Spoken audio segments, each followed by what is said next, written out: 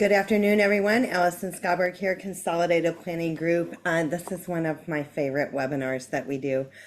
We are excited to be here with a number of organizations that are going to talk to us today about their residential living place. They're going to tell us a little bit more about where they're located, who they serve, whether or not they take Medicaid waivers or a private pay. They'll talk about waiting list and what that looks like. And I ask all of our speakers to say if there is a particular, a particular diagnosis or particular things that your living place does not offer services for. Because I think that that is something that is important and a lot of people want to know that. So today we've got a lot of people registered for today's webinar. We may not be able to get to all the questions today. I always like to talk about the kind of the housekeeping. We are in webinar mode today, which means that we can't see you or hear you, but we do know you're here and we are glad that you're here. We do invite you to put your questions in the chat box. Please say specifically who your question is for. And the representative from that organization will answer those questions. I have a few write-in questions that we will talk about today as well. So having said that, we're going to get started right away. So Consolidated Planning Group, we are a holistic special needs financial planning firm. We're nationally certified as Social Security advisors, members of the Special Needs Planning Academy, chartered special needs consultants. Our whole firm is nuanced in planning for special needs. We help people know how much money do they need to fund a special needs trust, who's going to care for your loved one when you're gone, what do we need to know about public benefits, and how do we qualify for such things as SSI, SSDI, Medicaid, Medicare. We help with all of those things. We help people put protection plans in place, lifetime care planning, transition planning. We help establish and set up ABLE accounts. And we do a lot of advocacy by way of webinars. So if you're joining us for the first time, welcome. We are so glad that you're here. If you've been attending our webinars for a very long time, we're certainly glad that you're back. We always hope that our webinars are informational and helpful on your journey as it relates to planning for a loved one with a disability. When it comes to planning for a loved one with a disability, it's important to understand that there's different people that need to be on your team when it comes to planning. There's the legal team, people that are specifically nuanced in special needs. They may be estate planning or elder law attorneys. They may help you set up your will, your special needs trust. It may help you establish guardianship or at least talk through alternatives to guardianship. I always say that they're the paper and we're the money. So we don't do the legal documents, but they don't do the money. So we oftentimes work very close together, but we always just like to encourage people to work with a specialist, whether you work with us or someone else. Work with a specialist that is specifically nuanced in special needs. It is critically important. So today what we're talking about is a residential living experience panel, and the people that we have here presenting today are awesome, and I appreciate every one of them taking the time to be here. And just so you guys know, I don't work for them, they don't work for me. These are all independent organizations, and we're going to learn about their organization and who they serve, and so they've taken their time to be here with us today. My opinion, and the reason we do this residential experience panel, I consider it kind of like speed dating. Life is busy, and when we're thinking about residential options, there's a lot of options out there. So in the course of an hour today, you're going to hear from 7 different organizations and all about who they are and who they serve and where they're located. And so what I hope for today is that you guys will take notes on the ones that might make the most sense. Ask questions in the chat box to them, and then you can have a better understanding of which ones you would like to go and tour. So what you see on the screen is don't wait for crisis. Some waiting lists at residential living places are long, and they may be several years long. Others don't have waiting lists right now. But waiting until there's a crisis, somebody has a stroke, they're incapacitated, or they've passed away, it's not ideal. So it's better to kind of learn about these things, go and tour these things, put your name on the list of the ones that you're interested in, and have the ability to say no or yes if you come up on the list, as opposed to needing to be able to go somewhere and there's nowhere to go. So we just really want to talk about that. And then the other thing that I want to talk about is, we have some families that we serve and they say, well, my loved one is going to live with me until the day I die. Or we have no interest, in this. And what I would say is earlier, when I say earlier, I don't mean, hey, if they turn 18, let's, see where they can live. But like dipping your toe in, a lot of these organizations have summer camps. If you have a camp today, I want you to mention that there's a camp. A lot of our loved ones with disabilities don't always adapt well to change. And if that change is precipitated because we've lost a parent, it could be even more challenging. So we like to see when kids are post high school, that they have some autonomy from parents. Maybe they're in a transition program, and maybe it's a day program. I know they call it ISS now. Maybe they're attending summer camps. Maybe they're involved with the ARC or Easter Seals or some of the other things, to where they're not coming home from the public high school or private school or homeschool, and basically they don't have community and they are not building these relationships, because that makes it so much harder for the transition later. So having said that, I am going to mute myself and invite Mark Olson to come and talk to us about LTO Ventures. Thank you, Mark, for being here. It's always a pleasure to see you. Thanks, Allison. It's a pleasure to be here again. I've loved every one of these I've done with you in the past, and it's great to see some folks that we've presented with before on here. And if anybody is out there who's been involved in one of these before and has heard us speak, there'll be some updates. And if you haven't, I'm really excited to talk to you. So a lot of ground to cover in 4 minutes and 40 seconds, because I told Allison we'd stick to our 5 minutes. So first and foremost, the most important thing about me is I'm a father of two significantly developmentally disabled adult daughters, 21 and 29. So this is what we do is both personal and professional. We do three things. The thing I'm going to talk to you about at the end of this is our project called Autumn Hills Village. But we also provide consulting and project management services to nonprofits around the country to help them build their residential communities. And we've done 18 projects in 9 states. We're currently working on 2 in Texas and ours. And then we're also doing a residential project for the Monarch School down in Houston. Very excited about that. So Autumn Hills Village, that's our project. It will be a mixed use intentional residential community. All those words mean something. It's going to be in Boerne, Texas, outside of San Antonio, for those of you who know where that is. We are targeting 100 residents with and without IDD and related disabilities. And I say related because fetal alcohol syndrome, for example, or TBI, traumatic brain injury, can present similarly to IDD and could be well served within our model. We mean to serve a variety of individuals, a variety of abilities and disabilities. Both my girls are pretty impacted, but we believe individuals who are fairly independent could do well with us as well. I would say Allison asked us to say who we don't think we can serve. And typically we say that we think individuals who present an unmanageable risk to themselves, other residents, staff, guests, or to property might not be successful with us. But manageable risk is a pretty broad category. We will be a Medicaid waiver eligible site, but we also expect a number of families will just utilize private pay to live with us. We will have 4 different housing types in there because one size does not fit all. So we're going to have 1 bedroom, 2 bedroom, and 3 bedroom small homes, and we'll have 2 small apartment buildings. One of those apartment buildings will be for individuals with higher support needs who need a more supervised environment. The other will be for individuals who have no money. And so we want to be able to serve individuals who only have SSI and food stamps to live on. And I talk to families all the time who are in that situation.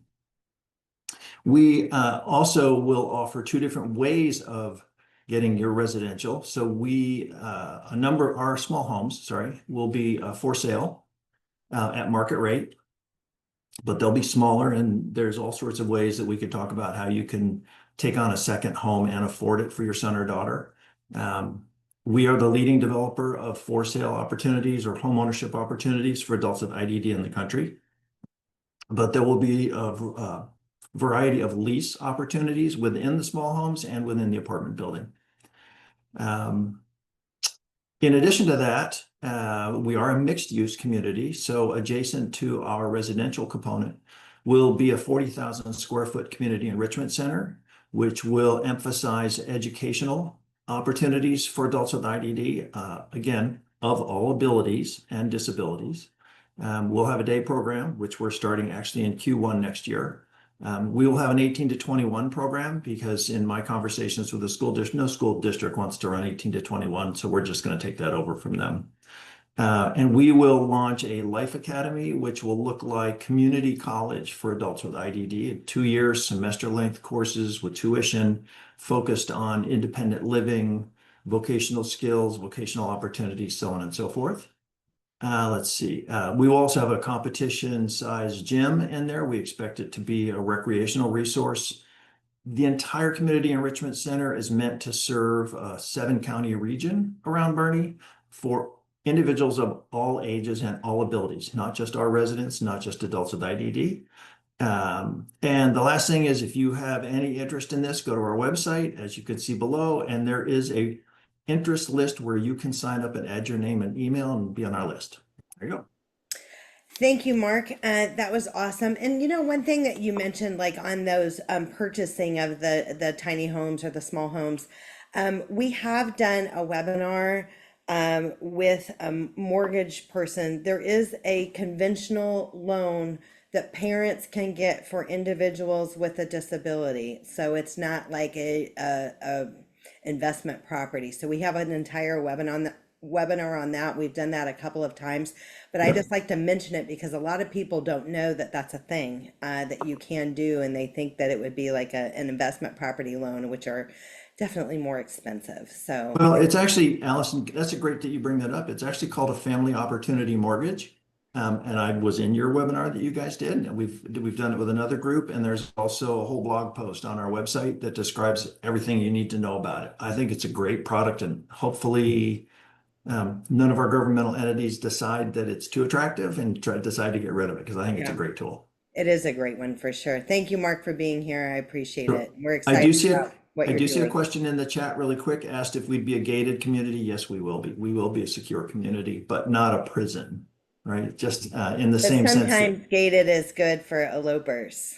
So anyway, well, and we mean to keep in the people who are supposed to stay in and out the people who are not supposed to be there. yes, for sure.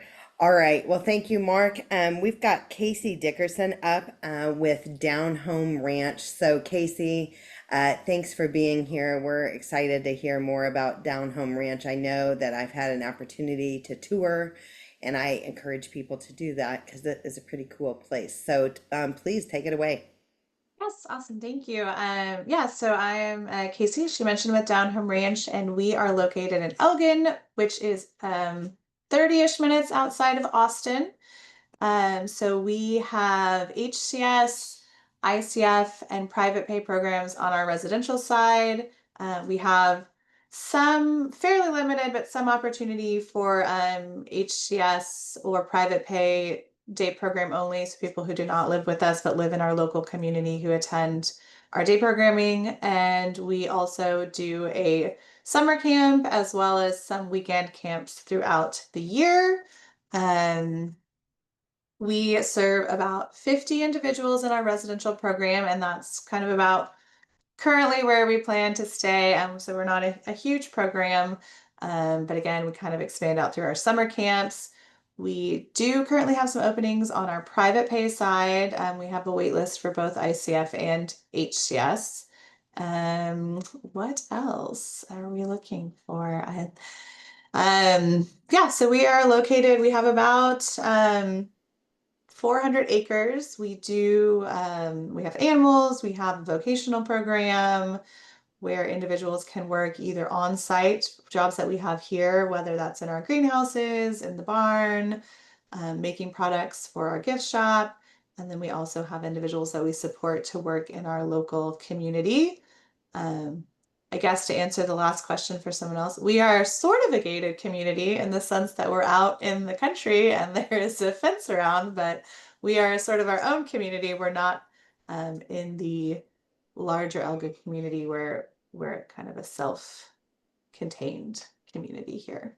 Can you talk about the farm and the animals that you have on the farm and what, you know, what activities and what things that people get to do on the farm? Sorry about that. Let me go back here. Yes. So we have some horses, we have mini horses.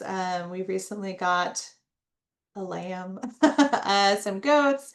So our horses are large, or our animals in general are largely for therapeutic programming. So it's jobs to take care of the animals, and then in the camps, it's going and petting and brushing and doing some of those kind of minimal caretakers. What's fun about that is our ranchers is what we call our residents who live here all the time. Our ranchers that work in those jobs. So let's if ranchers that work with the houses or the horses and the goats, they are the ones that help bring campers in. So when campers come, whether it's for the weekend or for summer camp, and they go and lead the mini horses around and brush them, it's our own residents who are kind of taking the lead on that work program. So it's kind of fun to see the campers seeing these job opportunities that they might have in the future as well. And we also have greenhouses that our individuals work in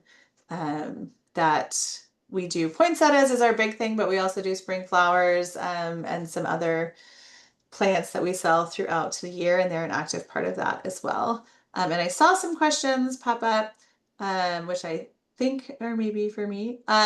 Do we work with individuals who may exhibit behaviors? We do. We work with a BCBA. As Mark mentioned, there are definitely individuals who surpass the level of care that we're able to provide safely, but we do again work with the BCAPA, a psychiatrist, and a counselor. And so we really try to make sure that people can stay as long and safely as possible, regardless of need.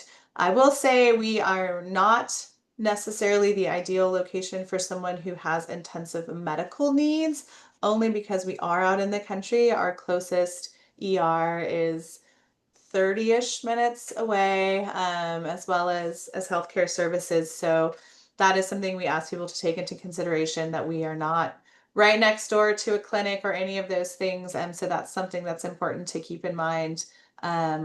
We do have a pool. I saw that was a question that popped up. Yes, and that is a very popular thing to use during the summer. And luckily in Texas, summer lasts a really long time.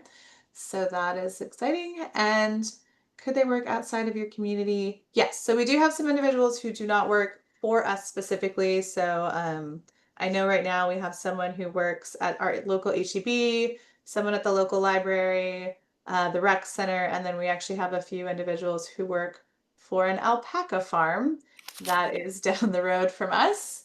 So there's that. We do have a nurse on site. We have a full-time RN.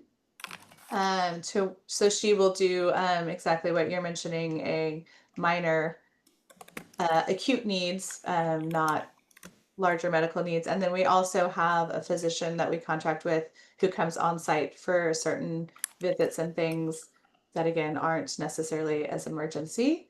And activities and programs. Ooh, there's lots of things popping up here. What activities or programs are offered during the weekends?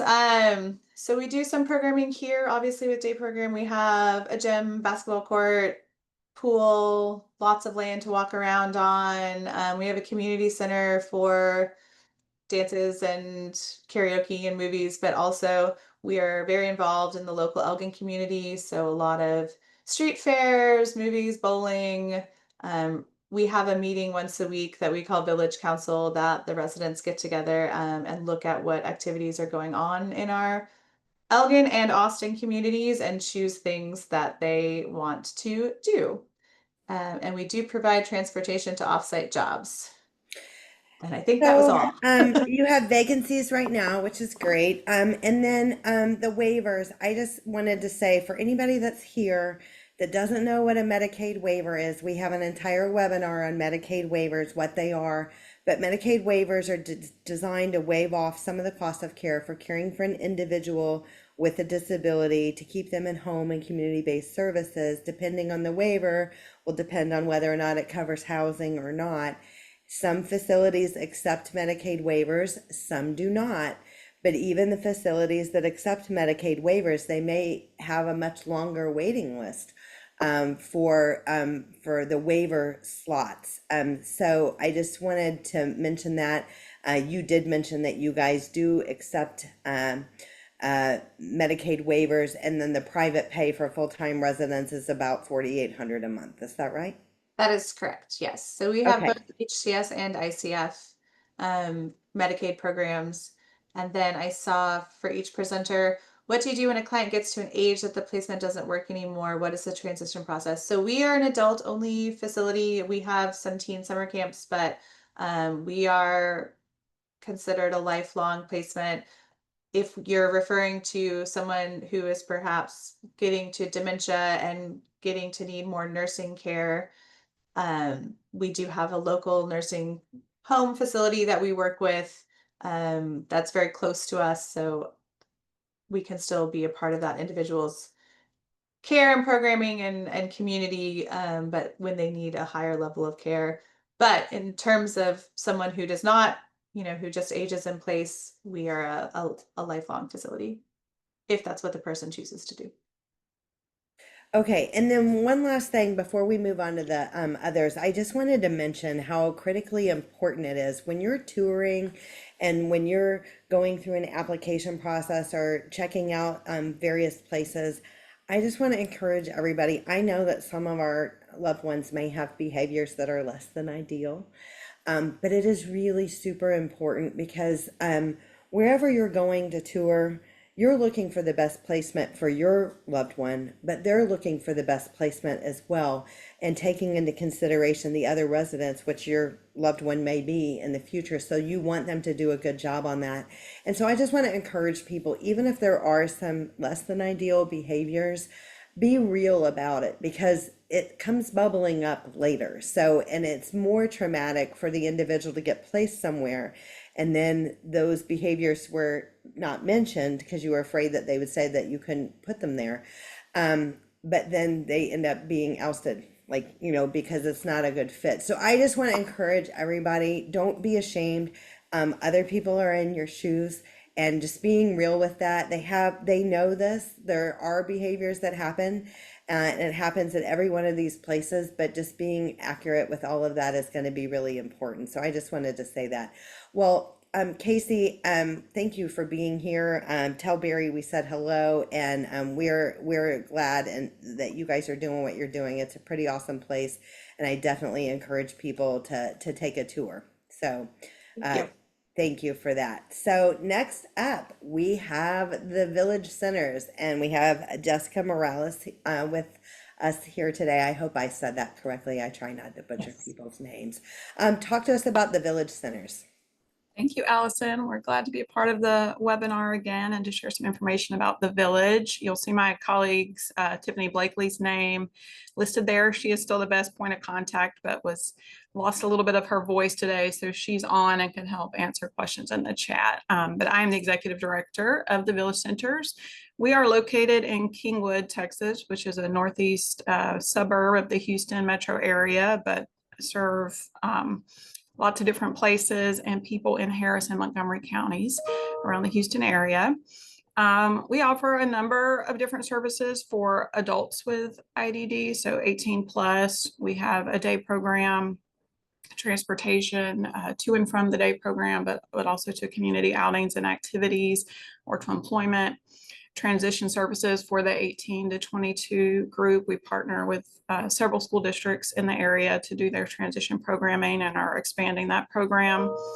Vocational and supported employment, as well as being a licensed HCS or home and community-based services provider. And our Residential options at this time are primarily under that HCS umbrella. We've actually opened 3 new group homes just this year. So we went from 2 to 5, and then we'll assess what future growth may or may not be needed. Most of those homes, there's one pictured here, that is one of our group homes. They are in nice areas in Kingwood or in a nearby community called Porter, very much integrated into the community, into residential neighborhoods, single family homes.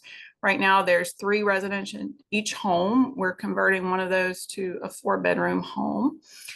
They're always staffed when the residents are home with a credentialed staff, and then they go to our day program during the week. So evenings and weekends may be filled with some other activities or outings, but they're getting a lot of socialization and community opportunities through the day program during the week.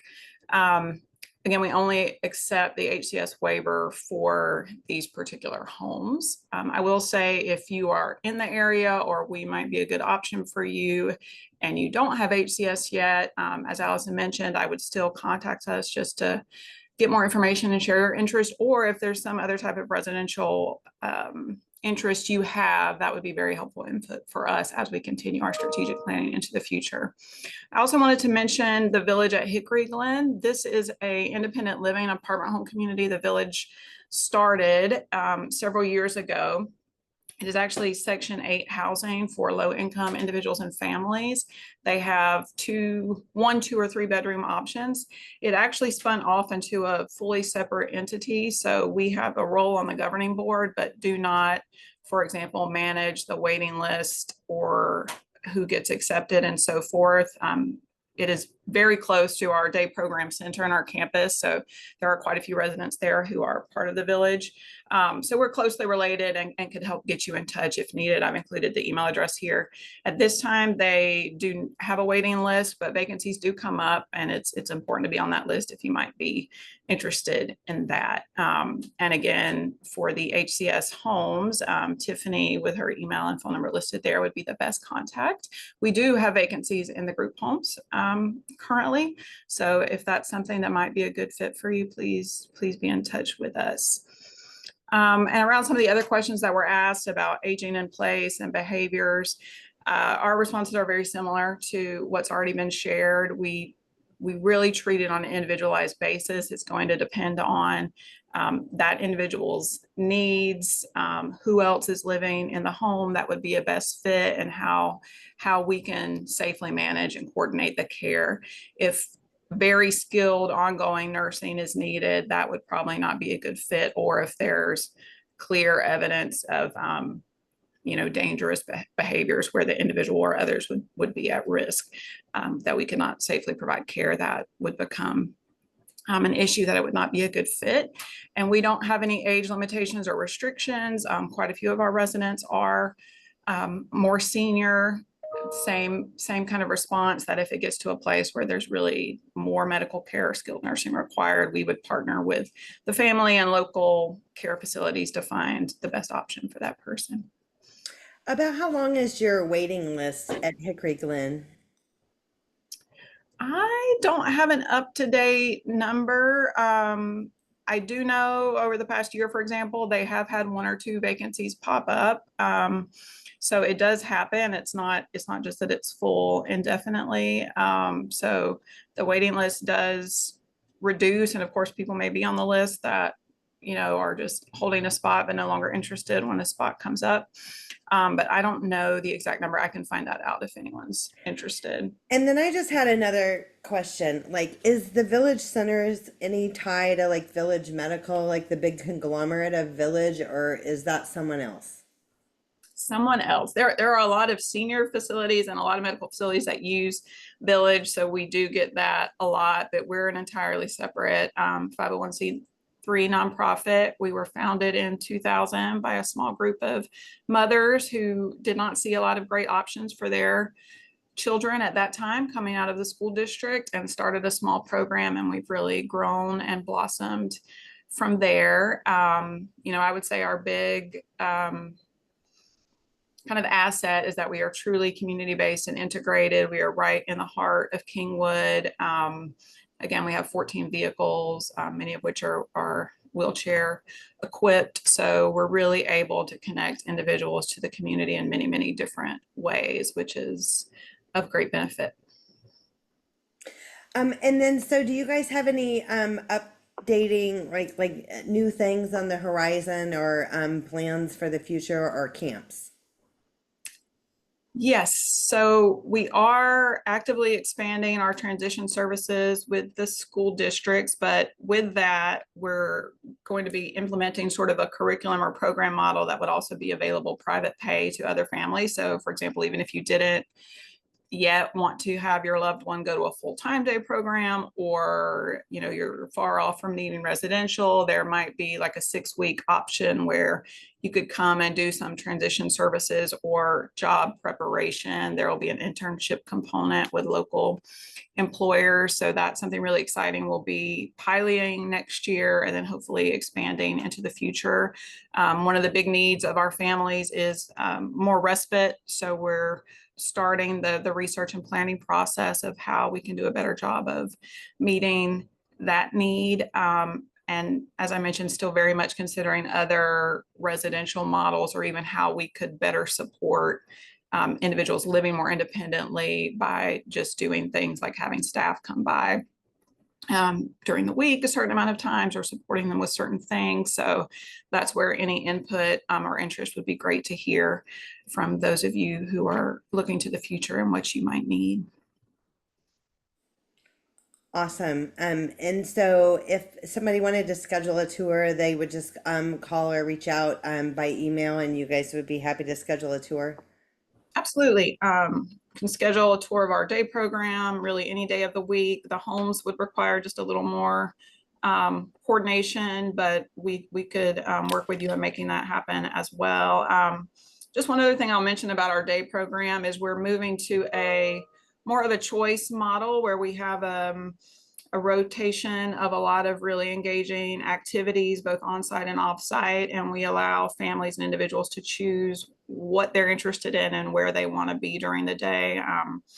For example, we have a neuro martial arts program that's really focused on martial arts as a means of improving physical ability, like balance and coordination, but also we've seen incredible results with even better verbal ability and things like that through that program. But we have gardening and cooking and a lot of different things where, we're trying to get to a place where each individual can kind of design what the program looks like for them. I love that. Well, Jessica, thank you for being here with us today. Be sure to check this out and go tour the Village Centers. And if there's any additional questions, if you'll answer those in the chat box. And I know that somebody posted a question about security, and they wanted each of you to answer about the security measures that your facility has in place. So having said that, we've got Live Oak Living, and we've got Maya, I should know that. I have a kid named Maya. Maya Neer here today with Live Oak Living. So Maya, thank you for being here with us today. Let's learn about Live Oak. Yeah, so we are a Live Oak Living community. We have 3 programs. 2 are located in San Marcos, and 1 is out in Martindale, which is about 15 minutes from San Marcos. Our 2 locations in San Marcos vary on their level of care. So we do have an aging in place program where some of our other programs might not be as appropriate for them. And it's an in-house facility. They can have up to 7 residents there at once. So, typically we see our older guys that might have mobility issues or, maybe memory issues where being at one of their other programs might not be as feasible for them. And then we have our apartments location where all the residents have their own apartment. We do have a 5-unit apartment building where they live. Typically they have a roommate, and then we have staff on site from 8 a.m. to 8 p.m. And then if they're having an emergency in the night, we do have an on-call system for that. And then we have our ranch location out in Martindale. It's on a 60-acre ranch out here. It's a little bit more intermediate level of care. And we do a lot of our programming on site, but we also go off site for that. So we look for our residents. We do a wide variety of diagnosis. So, it can be traumatic brain injury, intellectual disability, and then mental health disorders. Primarily right now we have like a lot of schizoaffective, but so we are pretty all inclusive in that. And then our age range, our minimum age is 18 and up. So then once we get up into those older guys, we usually help with the transition of care because we don't provide medical care here. We don't have nurses or doctors on staff. With that kind of care, we do coordinate it off-site. We have a certain amount of staff called our health coordinators that do help manage that. And then they also help do medication management as well. All of our residents also have to be medication compliant to live with us, and be in stable conditions. So if they do get to the point where they are needing a little bit more assistance, we do coordinate that care, whether that's like an IOP or anything like that. We usually are instrumental in coordinating that. I think we do not take Medicaid And I waivers. just want to pause for a second because Yeah. I know you know, and I know what IOPO is, intensive outpatient therapy, Mhm. basically. So, and then there might be the partial hospitalization therapy and other Right. things like that, and mental health disorders. But basically, you're saying that you guys serve the community that maybe some of the others may not serve. So sometimes if people have lots of behaviors, then they may not be, an acceptable risk for a particular facility. But you're saying Mhm. that you guys look at that more closely, and you do have openings and availability for people that may be having mental health challenges. Right. So we do take mental health challenges, but we are not a behavioral program. So if someone is, having more frequent behaviors or it's becoming a threat to themselves or others, we do coordinate that next level of care that would be more appropriate for what they're needing. And in general, I can't say across the board, there's nobody that takes anybody that is a threat to themselves or others, Right. but Right. but that is usually a hard line, is the threat to themselves or others, which could warrant a hospitalization, partial Mhm. hospitalization, or intensive outpatient therapy. So that is understandable on that. Okay, so do you take waivers? Do you not take waivers? Do you have openings? We do not take waivers. We are strictly private pay. We typically have openings at our apartments location all the time because at that location, they can actually live off-site from us and we can coordinate care outside of that. Our ranch location is the one where we have the least amount of openings typically, but we do have some coming up in the next couple of months. So it is always worth it to check it out to get on our list in case we do have those openings. We take about 22 resident on site here. And then a few of those residents do have their own tiny homes. So with our acreage, we do have quite a bit of it that's unused that we're looking to put in more tiny homes in the future. And then we have our Smith House location, which I did mention we have 7 spots there. We do have 2 open spots there right now. Okay, so again, people can reach out to learn a little bit more about your organization and to take a tour. And I couldn't agree with you more. I know I said it in the beginning, but take the tour, get on the list, Mhm. have the ability to say yes or no, as opposed to needing to say yes and you have nowhere to go. So I think that is so important. Maya, thank you so much for being You're here welcome. and sharing with us. And certainly tell Rachel that we said hello. And again, thank you for being here. Absolutely. Thank you. Okay, next we have Jonte with Noah's House. We are excited to learn more about Noah's House. I know that I work with some families that have adults at Noah's House that are pretty happy. So yeah, let's hear about it. Tell us all about it.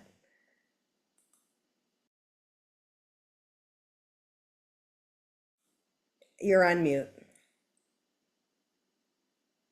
Hi, I'll try that again. That's good. Hello. I'm Jonte Reed. I'm the executive director at Noah's House. We're an independent living community for adults with IDD. Our residents are higher functioning. I like to say they could almost live on their own, but really benefit from a little bit of support and guidance throughout the day, and that's what we provide for them. Our residents have to be able to handle their own activities of daily living.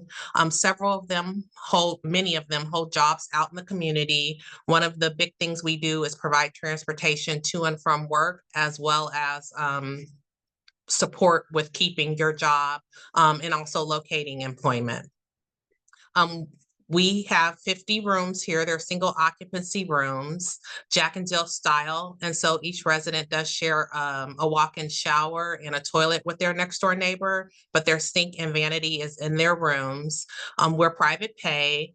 Our cost right now is $1,700 a month. That will be increasing in the next couple of months to $1,825, which is still really, really affordable. We pride ourselves with being one of the more affordable private pay places here in Houston, and we're located on the southwest southern part of Houston. We offer, in addition to our employment readiness and job support, we do offer programming here during the day for our residents when they're off of work, or for our residents who aren't working. And that ranges from life skills and social skill activities to social recreational types of things, both on-site and off-site too. We do have a respite program where we have people come in. That's $100 a day, $500 a week. Anyone who participates in our respite program would have to go through our regular intake process and be deemed eligible for residency. For our residents who have a little more hard of a time transitioning into independence, we partner with Celebration Company of JFS, and we offer our Celebrating Independence program, and that's additional wraparound services to help with that support as well. We're for adults. Our youngest resident is 18 and our oldest resident will be turning 75 next month, and we have pretty much everything in between. We're not a gated community, and our residents actually are able to go and come. They are able to check in and out with us. And so they do things out in the community as well. Do you take Medicaid waivers? I mean, I know that your private pay is very affordable, but do you guys also accept an HCS waiver or any of the others? No, we don't. We're just private pay. Okay, awesome. And then, I'm sorry, did you say you have openings at this point? We do currently have openings. Okay, wonderful. And then also, is there any summer camps? Do you guys have any summer programming? If somebody, like, I love that you have the respite, and going through that process. Like some families aren't ready for like full on, residential, but they might want to have some semblance of retirement and take a vacation without, the responsibilities of caring for a loved one with a disability while they're gone. So I love this kind of drop-in type thing once they've gone through that process. And then I also think that gives an opportunity to dip your toe in, right? Exactly. How did this go? How did this 5 days go? Or how did this week go? So I love that you guys are doing that. But yeah, so tell me about the camps or any other programs. So we don't necessarily have camps, but we do have the option for the weekly stays if someone wanted to do something like that over the summer. Okay, awesome. And a lot of places will have where, like, if you're thinking about this, that you could do a trial run for a couple of days to, as I said, dip your toe in. So that's something to ask about when you're touring and you're going around, can they check it out for a couple of days, or what does that look like? For sure. Well, Jonte, I am so glad that you have been here with us and I've shared more a little about Noah's House, and I hope everybody will go check it out. So when you said you're on the south, did you say southeast or southwest side of Southwest, Houston? so we're right off the 288 and the Beltway for people who are familiar with Houston, really close to Pearland, but still considered Houston. Okay, awesome. All right. Well, thank you so much for being here. If you guys have any additional questions for Jonte, then certainly put them in the chat box. Thank you. So next we have Leslie with Southwind Fields. And Leslie, we are so glad that you're here with us again. I know you've participated in the past, and again, we have families at Southwind Fields. We like to refer everybody that's here. We like to refer. We've had connections to each one of these places, so it's a matter of, whether or not it's a fit for your loved one. But tell us what you guys are doing at Southwind Fields. Yeah, so we are a faith-based nonprofit in San Antonio. We provide what we call supportive independence for adults with learning differences. So it doesn't have to be a specific intellectual or developmental disability. We have people with all different kinds of diagnoses, from traumatic brain injury. The majority are on the autism spectrum, but really it can be just anything. So sometimes it's even just profound ADHD. And we provide, again, supportive independence. So we partner with 4 apartment complexes that are just down the street from us, from this space that we call the local society. And within those apartments, we serve about 100 people, mostly 2-bedroom, 2-bath. So we help match them with a roommate of their choosing. We introduce them to 2 or 3 different people, and then they choose each other. And then once they are moved in and we help them get through the process of applying for the apartments, then that's when our services kick in. So they meet with their local advisor once a week who helps them manage their budget or pay their bills or deal with SSI. It's essentially case management kind of stuff. We have a what we call the Wellness Collective, which is a partnership we have with several PCPs in the area, dentists, ophthalmologists, all sorts of stuff, pretty much every provider you can imagine, psychiatry, counseling. And we have a space where they come here, and then our locals just are able to just come up the street and meet with their provider, have their appointment here in familiar surroundings, which helps reduce anxiety, but also makes it to where we can be really involved in their care and help support better long-term health outcomes. So we have that. We do employment, placement, and transportation training, pretty much anything you can imagine that they may need to maintain as much independence as possible. But we are heavily focused in community.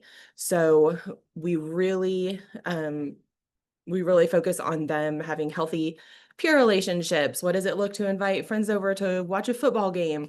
If you need help facilitating that and asking people, we'll help you do that. So we are very focused on community. We want them to be going to dinner, going to movies, coming up here for game nights or movie nights. We also have a neuro focused karate class. We have a partnership with Bloom Fitness, which some of y'all may know is amazing. We have vinyl clubs and theater clubs and Pokemon clubs, all kinds of stuff that they can be a part of. There's always something going on. And then we do have a day program that's Monday through Thursday from 9 to 1, which is very focused on independent living skills, building those skills up. Some people come to build their skills and make friends, and then they go home at the end of the day. A lot of our day locals are building their skills with the intention of hopefully being city locals and moving into the apartments at some point. So that is the goal for a lot of them. What else? People we can't necessarily support would be people whose mental health needs are maybe superseding their learning difference. We do have great partnerships in town, though, for those, and in Houston, we just created a new one with Santa Pia, headed towards Houston, which is an incredible program. So if they're needing more mental health support, of course, there's Live Oak and then other great partners that can help them. But that would really be the only people that we may not necessarily be set up to support. We serve what we call the in-betweeners. So our locals are people who don't necessarily need group home care. They don't need 24/7 supervision, but they're always going to need just a little bit of something to live independently. So, and a lot of times those guys don't qualify for state services anyway. So we help to meet that need by being low-cost private pay for them. Some of our locals are very, very independent and have master's degrees and drive, and they don't really need a lot from us. They're more here for the community aspect of it. And then we have some locals who have, providers through their Medicaid that come to their apartments to help them cook and clean. So, wide variety of people. Most of them are going to be kind of somewhere in the middle of those two things. 18 and up. Our youngest is 18. Our oldest right now is 54, I believe. But they're all getting older. Southwind itself is only about 8 years old. We've been in this field forever and ever, but so a lot of the people that we brought in were younger, but we're all getting older every day. So everybody's needing different levels of care, which is a learning curve, but it's fun. Well, I just want to say that we're hearing good things about you guys, and we definitely have a family that has been out there for several years, and I talked to the mom, and the mom said that it was a game changer, that it really changed all of their lives, not just their adult child, but theirs as well. And they're also very involved, and they were very complimentary about the programming and the independent skills that that her loved one was learning, and it was just really good. And so I just wanted you to know that it's always nice to pass along good news, right? Yeah, no, So just that made my day so they much. couldn't have said enough nice things, and Oh, just how it really positively changed the life of their loved one, and actually improved the overall relationship altogether. So it was just a lot yeah. of good stuff all together. So Yeah, we are very family focused. We have a lot of parents who may not necessarily be involved, but we have a lot of great parents who are very involved. And then we ourselves are very casual, very family style kind of organization. So I love to hear that. Thank you so much. they and also, I mean, they said that you could like be as involved or uninvolved as, I mean, as far as activities, Yeah. that there's always stuff to do, and so Right. that the community is good. So awesome. So again, for the in-betweeners, I like the term the in-betweeners. So Yeah. these might be kids that are adults, maybe they can't handle finances, and that's okay. Yep. Maybe they're never going to be able to handle finances, but they can handle the other stuff. And so there's so many little things like that. They may not be great at X, but they are nailing it on so many other, arenas. Yeah. So very And we really try to focus on the strengths and build up those strengths as much as we can. And then our motto is live a life you love. We really, really mean that. We want them to be happy. So we want to really focus on the things that they love and they're strong at. And then we just kind of fill in all those little gaps that they need support with so that it's not such a big deal or holding them back in any way. For sure. Well, Leslie, thank you for being here. If you guys have questions for Leslie, put them in the chat box. And we are going to move on to Brookside Farm. That's going to be Ethan Morrison. Thank you again, Leslie. Welcome, Ethan. Thank you for being here. Tell us all about Brookside Farm. Where are you guys at anyway? Allison, thank you for having me. We are located in Maynard, Texas, just on the outskirts of Austin. It's really close to Pflugerville, actually. So that's where we're located. The picture you're seeing, there's the front of the home. It's located on 2 acres. So plenty of space for residents, for leisure, walking, expansion, nature. We also have a garden in the back. We do have a pool. I know that was a question earlier. So we do have a pool. But we are, just a short synopsis, we're a compassionate long-term residential housing for adults 21 and older, dealing with any type of mental disability or illness, so such as schizophrenia, bipolar, IDD. I have a TBI resident as well, and then also autism. I don't know if Allison, you can go to the second slide for me just real quick. I just wanted to cover what we offer. So unlike the last 2 presenters, we're not really independent based. We oversee care 24/7. So a lot of our residents are going to be individuals that aren't as independent, that actually do need quite a bit of oversight. So you can see there, we do 24/7 supervision. We have home cooked meals on a 4-week rotational menu, seasonal rotational menu.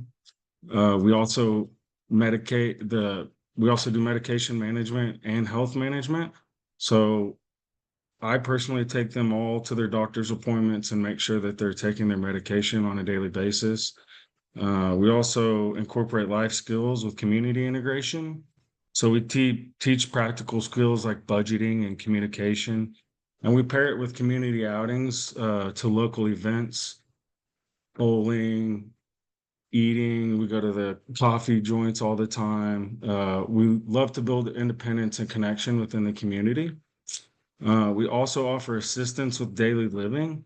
So we can support toileting, dressing, showering, all that type of stuff to hopefully foster confidence in their independent daily routines. I just want to And pause for a second because that's a big deal. You just said something, we throw around ADLs, activities of daily living, right? And there are a lot of places that require the person to be independent for the activities of daily living.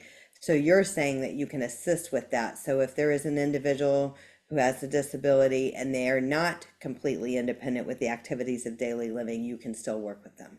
that's That's a, correct. that's a big deal. Yes, I wanted to make a point to mention that.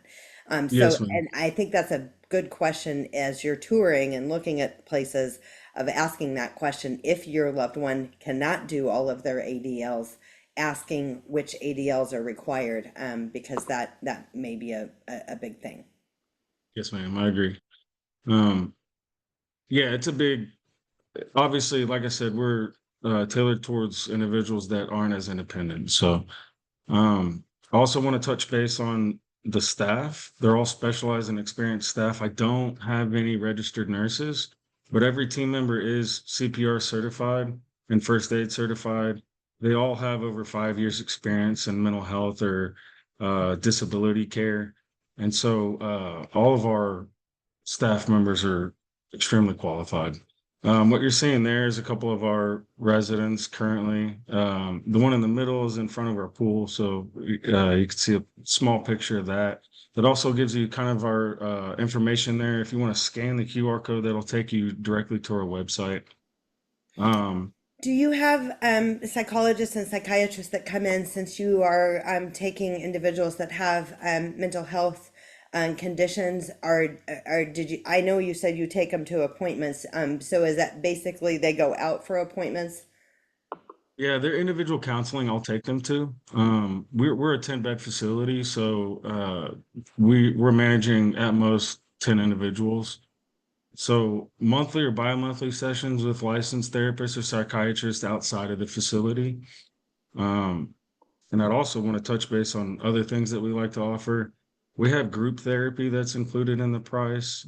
We also offer music therapy that's included with the price. For extra expense, you can also do individualized group therapy as well as personal training. And then we also offer equine therapy as well. So there's two sections of that. You can do the actual paid version, which will give you the therapeutic version. And then we also have the volunteer aspect of it. So I partner with a company called Help, and it's Horses Empowered Learning Programs. The lady, Stephanie, is a wonderful individual, and she has allowed me to have some of my guys that maybe don't want to pay for the equine therapy portion to at least go in and do some volunteer work as well. We have a couple of questions. So one of them, the ages do you serve? How much do you Yes, cost? ma'am. And of course, do you take waivers or not? Do you have So we openings? are, those are great questions. And I'm sorry I didn't get to those soon enough. I was getting to that on the next slide, but we are private pay, and it's 5,000 a month for semi-private and 6,500 for completely private. Um, again, only 10 beds. Sorry, I was trying to read the other questions, and we currently serve anybody 21 and older. So do Um, you have openings now? yes, ma'am. So we have openings for semi-private and private rooms. Okay. And I wanted to touch base too on the aging in place because I've just recently had to deal with that. Unfortunately, I had an individual. We're a type A facility, so everybody that stays in our facility has to be able to evacuate in an emergency. So if somebody is wheelchair bound, we more or less cannot take them and care for them. They're going to be more so skilled nursing. And so we've partnered with a bunch of skilled nursing facilities within our area to find a good place for any of the residents that might end up having to be put in a skilled nursing facility. Great. Okay, so thank you so much, Ethan, for being here and Of telling us course. about Brookside Farm. Check it out, go tour. learn a little bit more about them. I have a couple of just a few questions that people wrote in today. Assisted living for elderly parents and disabled adult child. Is there anything where they could reside together? That's a great question. And if anybody knows the answer to that, put it in the chat box. I haven't seen it. I mean, obviously, both people with disabilities could live in a nursing home, but the younger person doesn't usually want to live with 90-year-olds and vice versa. So I personally haven't seen that, but if anybody else has any ideas or thoughts on that, put that in the chat box. How can my daughter qualify for benefits now? It depends on her age. It depends on your family's income and asset. If she's over 18, it's based off of her income and assets, not yours. If she's under 18, it's based off of the parents' income and assets. We have entire webinars on basically everything on the screen, SSI, SSDI, Medicaid waivers, ABLE accounts, special needs trust, guardianship. These are all things that should be on your radar. All of our past webinars live on the Consolidated Planning Group YouTube channel, so you can check them out and find out, what, for the stuff that you're on. We've labeled them in such a manner that you should be able to find what you're looking for and listen to that. One person said, is third party, i.e. investor ownership of a group home, a practical financial model? Mark, maybe you can answer that one, Mark Olson. I know that we've seen things owned by the Special Needs Trust. We've seen various ownerships on that. Do you want to mention that, Mark? Repeat the question again to me. Is a third party ownership of a group home a practical financial model? Well, sure, if you charge enough rent to be able to live in there. So there are providers, actually there's a provider in Dallas area that encourages investors to own a home and then make it available to multiple unrelated residents to live in there, and use housing choice vouchers, for example, for them to be able to make up the gap between market rate rent and what their ability to pay is. The ownership of the home is really separate from the supports and services, right? And so I know a lot of group homes bundle those together. That is not the current trend in either the state or the country. And I just want to say, Mark, too, that in all cases, even getting SSI or Medicaid, a person can have one home, one car. Sometimes we see the home inside of a trust, so that way somebody couldn't be hoodooed out of it or taken advantage of. There's a lot of different reasons of the way things are set up, and I don't know that any of them are wrong, but I think a kind of a deeper dive on that and the tax implications and other things like that are all things that I think people take into consideration.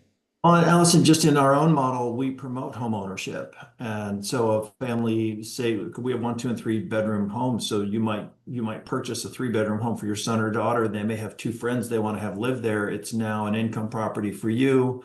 They're helping to pay down your mortgage on that, which you would then deed into your daughter's or son's special needs trust. And so, there are options for that. For sure. Well, guys, we are out of time for today. Everybody did a fantastic job. Thank you for sharing about your organization and who you serve and how you work. Reach out to them individually. Everybody's going to get a copy of today's slides and a link to the recording so you guys can follow up on this. We will do another residential panel in the future.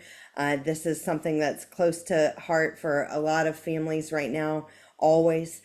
So just check them all out and get your tours scheduled and get your name on these lists. So it's certainly been my pleasure being here with everybody today, and we will look forward to connecting with everybody again soon. Take care. Bye now. Thanks, Allison.